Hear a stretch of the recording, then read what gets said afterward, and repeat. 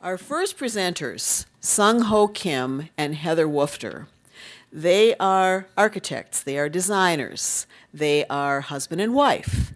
They are members of the faculty at Washington University's Sam Fox School of Design, and their firm, Axiomi LLC, made a proposal to Grand Center in Midtown St. Louis that resulted in the phenomenal model that hopefully you enjoyed out in the lobby and can after the presentation tonight. They also did the design for the UMSL, University of Missouri St. Louis in Grand Center building where St. Louis Public Radio is headquartered, which kind of has a jigsaw, a little sawtooth front in that model. George Yatskevich of our biodiversity team actually took the art walk earlier this year and said, this would be a really good thing to have on. And so that brought our focus for tonight's event into Midtown St. Louis. Will you please welcome Sung Ho Kim and Heather Woofer. Botanical Gardens, we're excited to talk about the Art Walk project, which is a corridor which is centered around the idea of art, but does not necessarily have any art on it, which is a contradictory statement. So what we try to do is make several natural rooms within the city and able to connect everything together, because Grand Center itself is a fragmented territorial situation that we try to kind of network together, so when people move through, they understand the urban space more cohesively. So the project began with a series of different principles that we were asked to address. One had to do with identity. Another is connectivity. If you've ever tried to walk from SLU all the way through into Grand Center with the art institutions and the media institutions, it's near impossible. So those are very practical concerns. We were instructed to think about not only the kind of pathways and the landscape and connection pieces, but also the vertical surfaces, and to make the project have continuity, but also be able to address the individual nature of each institution that we're coming up against. And one of the inspiring factor was we try to make, St. Louis is famous for the arch, this kind of vertical, mecca. But what happens if it kind of falls down and becomes a horizontal networking system? So we're looking at this kind of incredible sculptural element becoming the landscape and the urbanscape. So the first basic principle is kind of stitching this thing together. Grand Center is a series of incredible buildings and monuments. I think the word Jean used the word monuments. But they're not connected to one another, and people rarely go from one event to another without getting in their car. And so the Art Walk really is a stitched landscape. And at the bottom of the screen, you'll see St. Louis University, or the edge of Lindell. And at the top of the screen, we're looking at Cardinal Ritter, the kind of Pulitzer Contemporary Art Museum, and Wright is connecting up there. So it's a very long stretch. And the idea was that although we were given this specific path, and we're going to talk about 4 different zones of the path, the idea was that perhaps these zones might spread out. They might have legs that go to other areas and integrate in with the framework plan, which was worked on as an overall concept for Grand Center.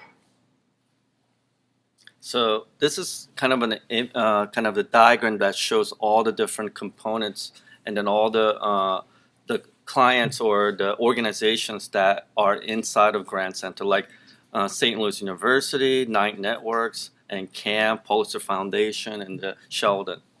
So the kind of methodology for our project was that we had representatives from many different institutions that were on long art walk and as our design critics as we work through it. So it was also kind of unique in that most projects are, the land ownership, you're working for somebody who owns the property that you're doing the design work for.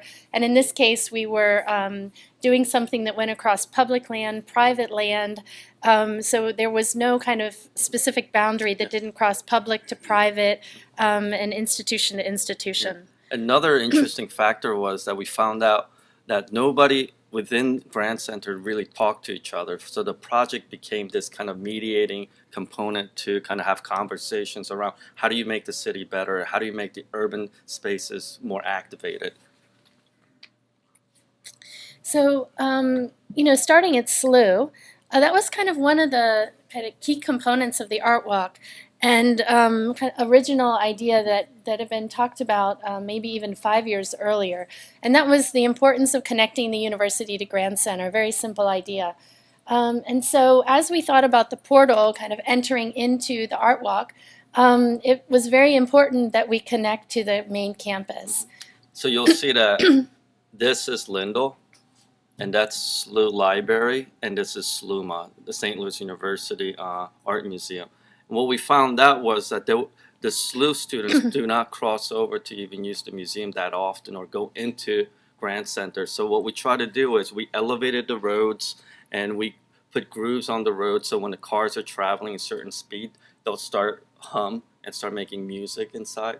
So that when the drivers move through the Lindell, they'll feel that you have to slow down and there's going to be more pedestrian walking through the space.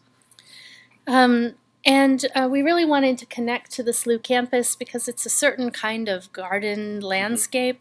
And we've represented the landscape in an oversimplified way with green, just in these diagrams. We were working with DTLS and Irene Campandre as consultants on the project in terms of landscape. But the idea was that there would be hardscape and softscape that would stitch together through the entire passageway. And rethinking SLU campus right now has a kind of keyhole entry system for a lot of services, backdoor services of the university, and we really wanted to transform that into more public space with the possibility that it could still be used for service access once a week.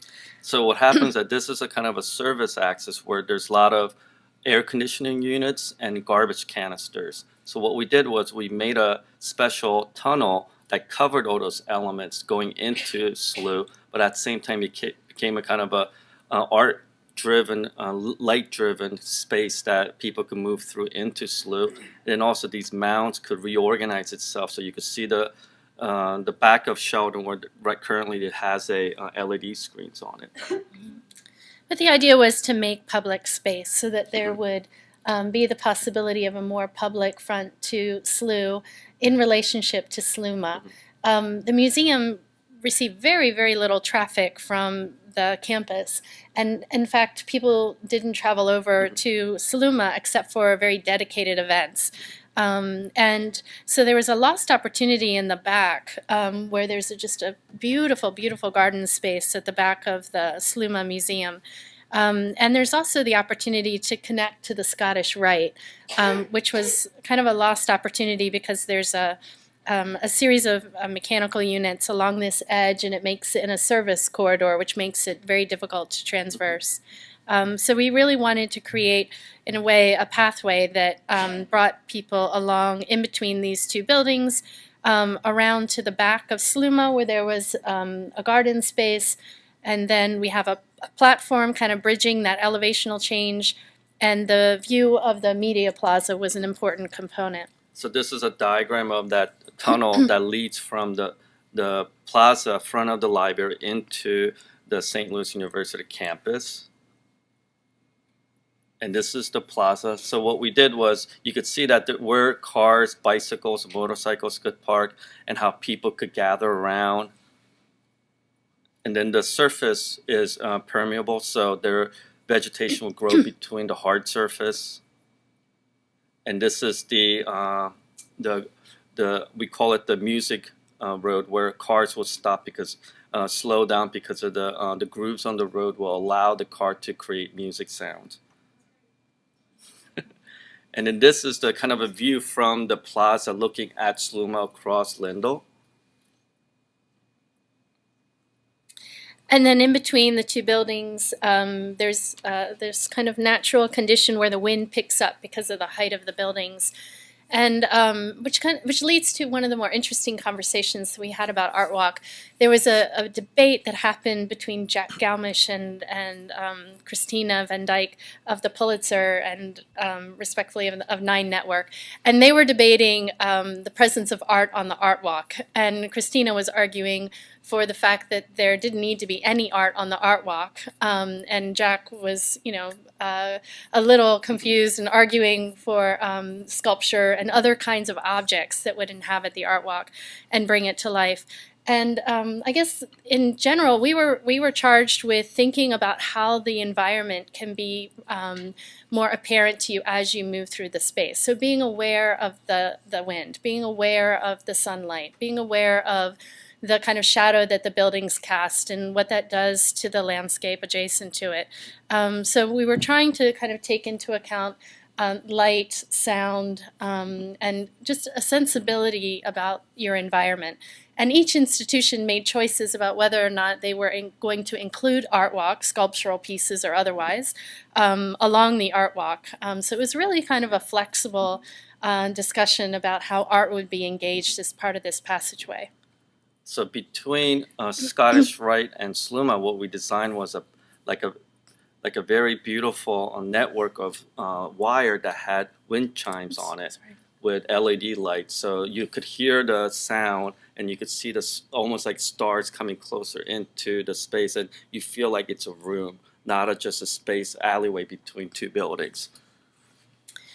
And as we were creating the garden at the back of Sluma, we needed to move some trees, and there was a discussion about how we could bring back that beautiful scale that the trees gave to the existing space. And so we have one side next to the Masonic temple where the scale is just tremendous.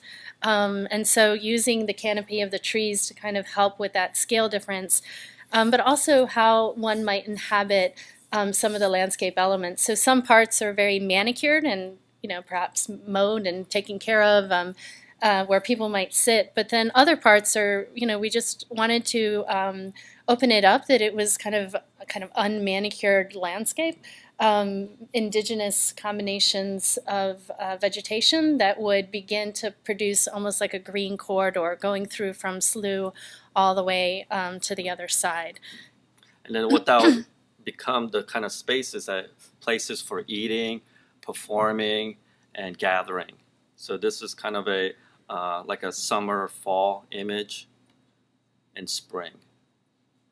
And then what happens that the existing buildings, historical buildings, become the backdrop. So people start being aware of how beautiful these historical buildings are and their elevations. And the platform that we have was really kind of driven by the need somewhere along Art Walk to reorient the pedestrian and to have a place where you could have an exhibition, where you could learn about what happens in Grand Center, how art and media are engaged. So there's a number of placards and ways in which you can move through this thing. It also catches the light in a certain way, designed with chromatic glass, and making you aware of the elevational differences on the site, but also facilitating the ability to get down to the lower level.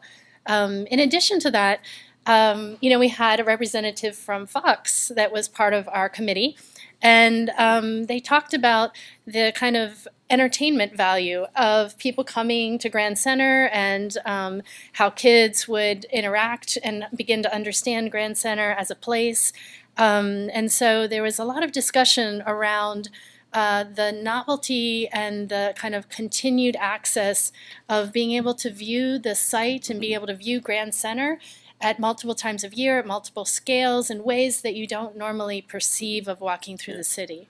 So we designed this kind of a glass deck using lenses, so you could see the screen of Sheldon really closely, and at the same time we developed something called an urban periscope. It's like a 40-foot tall periscope. You get in, you pay $quarter, and you can look and you see everything from other side of the city to close by.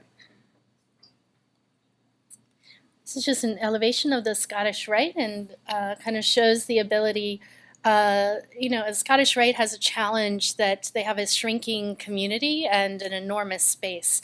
And so right now they really focus their use of the building on the kind of smaller spaces on the side elevations of the Scottish Rite, with the large interior spaces not being occupied as much. And so a lot of their events actually happen on this side adjacent to Sluma. And so there's this possibility that the Scottish Rite could have an event space that would lead to an outdoor event. And you know, what was really unique about this committee is that each institution was really challenging ways in which they could partner with one another and how their property could be extended to their neighbor. So it was really a unique time of thinking about how ownership could be broken down and how people could move through private and public space kind of seamlessly. And this is a view from the parking lot looking up to the glass observation deck and to Sluma and Scottish Rite. And this is an image from the deck. So you see the LED sign, the LED screen from Sheldon and from the deck. And you can see the history of St. Louis on the engraved glass surfaces. One part of this project from the very beginning was the notion that you could kind of experience the Media Plaza from SLU. So the kind of connection of the Media Plaza to SLU was a discussion item that had a lot of traction. So we were, addressing that linkage through these views. And what the glass does is it changes the view into the Media Plaza because it has prismatic elements to it, or it has lenses, so you see the view of the screen differently, perceptionally. The second zone was really the kind of parking lot and the Media Plaza area.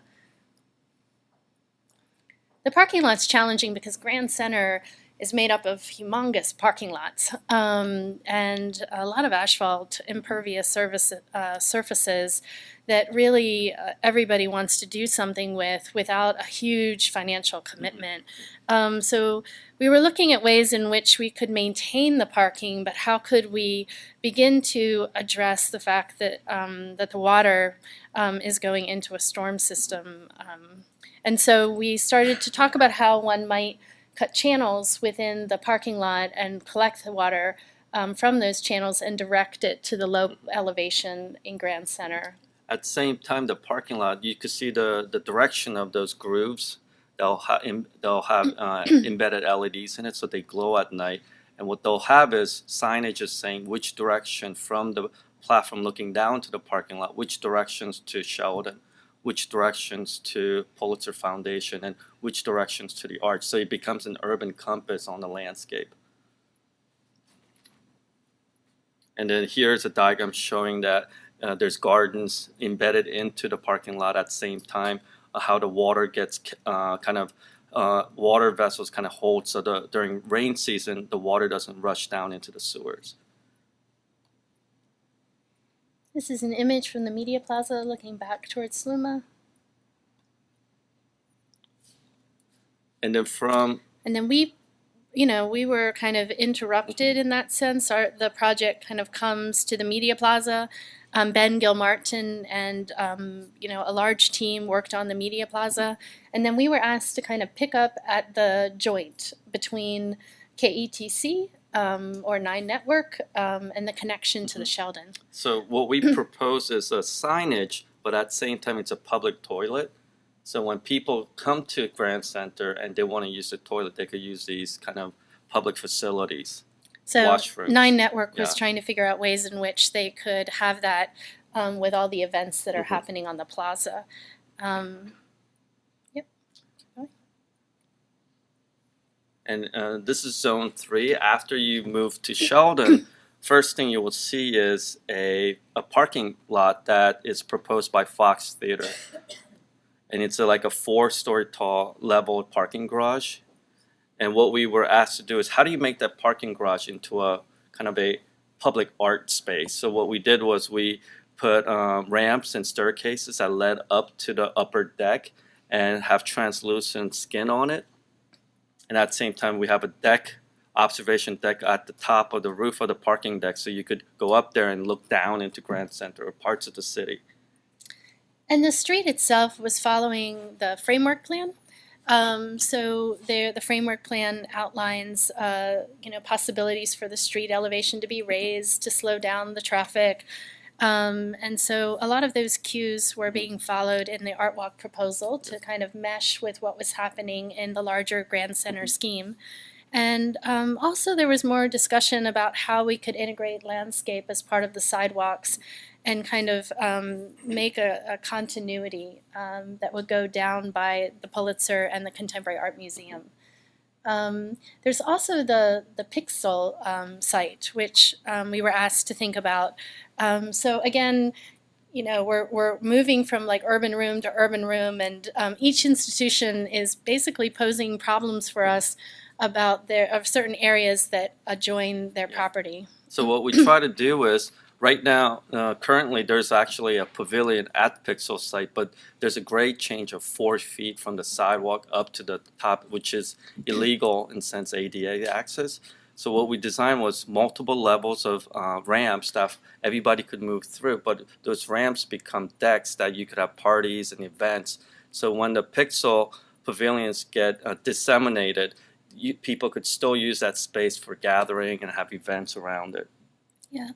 Well, they were trying to create kind of an edge condition so that when it was empty, we could still have events there. And I think the idea is that there will be a built construction every 2 years for 6 months. Mm-hmm. So it is certainly a site that's meant to turn over and to change. And how do you provide an infrastructure around that change? And then the next one is the hardest one, which is a signage for Pulitzer Foundation, which is difficult because Tadeo Ando does not want a sign near the building. So we were looking at a way to really design a signage that was part art-like, but also spatial, that relates to the urban context. And thinking again about benches and about ways in which the public can gain access to these institutions that are otherwise, kind of seen as having the public just drive. And there's a lot of confusion around the CAM and the Pulitzer, which institution is which. And so, one thing that we worked on was a gate as a threshold between the Pulitzer and the Contemporary Art Museum, and how you could gain access to Joe. But one that would act as a threshold, but also invite people to come in while being, when it's closed, a translucent surface that doesn't appear as solid as the wrought iron fencing that they currently have kind of surrounding all of their property. And this is the only piece of architecture we proposed in the whole planning, was that there's an existing building Pulitzer owned right now. It's a 1-story low building that comes really close to the sidewalk. So we removed that building and designed another one that became more urbanistic. So there's more space for people to move through, and the building lifts up to frame the whole green space for the burnt church. There's a beautiful tree that exists in that courtyard, and the courtyard's amazing. And they're putting quite a bit of funding towards the burnt church effort, and so that space is also going to be accessed publicly and quite beautiful. Mm-hmm. So by reconfiguring that one building that has never fully been resolved in terms of how it's being used anyway, this kind of connects the burnt church to some of the activities on Washington and highlights that courtyard, which we find really beautiful. And now with the Contemporary Art Museum and their films that they're projecting on their facade, the kind of ramp system to get down to the courtyard is a place also for seating and for watching the films that are happening already. Mm-hmm. And then this is where we kind of made a new proposal for a kind of a patio for the Contemporary Art Museum, where there's a lot of grade changes. So what we developed was a kind of a front face that became a decking and a ramping system. Because one of the things that all the institutions were talking about is a front door, some sort of way of making the access to each one of their institutions more public, and having activities that can happen in those small thresholds. And so kind of taking advantage of the space underneath the projected volume. The CAM originally, the entrance was supposed to be on Spring Street, but it was actually due to value engineering and a whole host of other issues why the entrance was pushed back. So the idea that, especially when Spring Street gets developed, the idea that there's an entrance to CAM that's recognized on both sides, on both edges of the corner, was important to them. And then this is a final zone on Spring Street. And what we proposed was a landscape front of the high school that became a kind of a urban decks that allow people, students and artists could gather and do workshops. But the school really wanted, there were a lot of ideas that were thrown out, an orchard, some different kind of landscape proposals early on before we joined the project. But the school really wanted to kind of keep the public at a distance, protecting the students. So it's really kind of meant as a boundary condition. There's also a number of kind of activities that can happen along that corridor as it now connects up, or it's proposed to connect up with a Ho Trail, and that the bike system would actually come through the Ho and then collect onto Spring Street. And kind of the overhead netting is really meant to kind of capture some of the qualities of the canopy of the park next to the burnt church, and at the same time provide enough lighting that it feels like a comfortable space as you're coming into Grand Center off of Ho. So basically the geometry of the netting is projected off from the elevation of the burnt church. And at the same time, we decided not to embed LED lights, but reflectors. The reason is that reflectors will catch light differently during daytime. At nighttime, when cars go underneath, you'll get different kinds of, because every car has a different kind of halogen lights or LED lights. So there'll be a different, subtle difference of lighting condition on that space underneath the canopy. And the burnt church really wants to be dark in space. So we wanted to keep everything very subtly lighted, because their scheme is to have a series of canopy trees, and then to light the underside, and so that it creates like a soft canopy over your overhead. And so the kind of scheme directs the lighting more towards the opposite side of the street, trying to keep the points of light very delicate on the side of the burnt church. So I think we've, is it I think time? we've done our Okay. thing. Thank you. We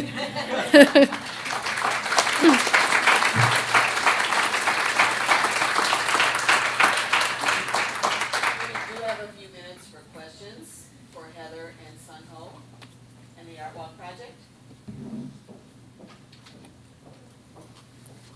Yeah. I thought I heard you say that you're going to have to take some trees out, or some would have to be moved, is that? And would you reiterate the question, please? Thank you. The question was if we have to remove any trees, and there are, did I sum it up properly? So there are 2 trees, I believe the number is 2, that are located at the back of Sluma that we talked about for a long time, because there was, we as designers are, kind of very cautious about removing trees, and they're beautiful. And the kind of overall sentiment of the committee was that the corridor, the view corridor to the media plaza, was so important that that they really wanted. That was something actually that Nine Network had talked about with SLU administration about the possibility of removing those 2 trees so that you could have that connection. But as part of our proposal, how can we bring the trees back into the space, because there's this really beautiful quality to it because of the canopy of the trees. So yes, those are the only 2 that were talked about being removed. No other. So is your project approved, and by whom? How much would it cost? And what is the time frame of realization?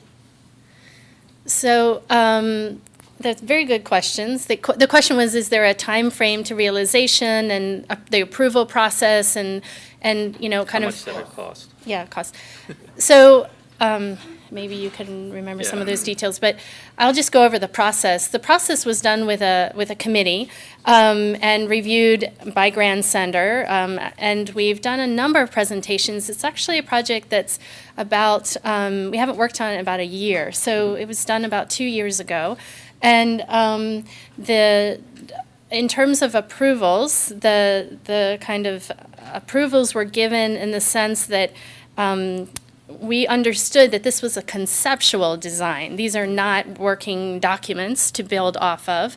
And each one of the private landowners was part of the committee and approved the portion of their design. However, all of it needs development. So this is, again, a more of a conceptual issue that, that then would have to be further developed. The idea of how it will get constructed is a good one.